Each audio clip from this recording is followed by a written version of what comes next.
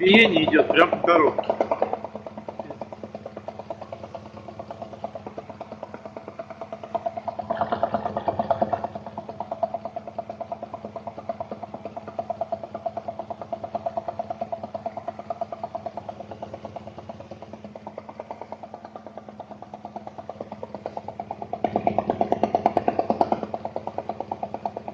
И долго к проходу в корпус куда-то.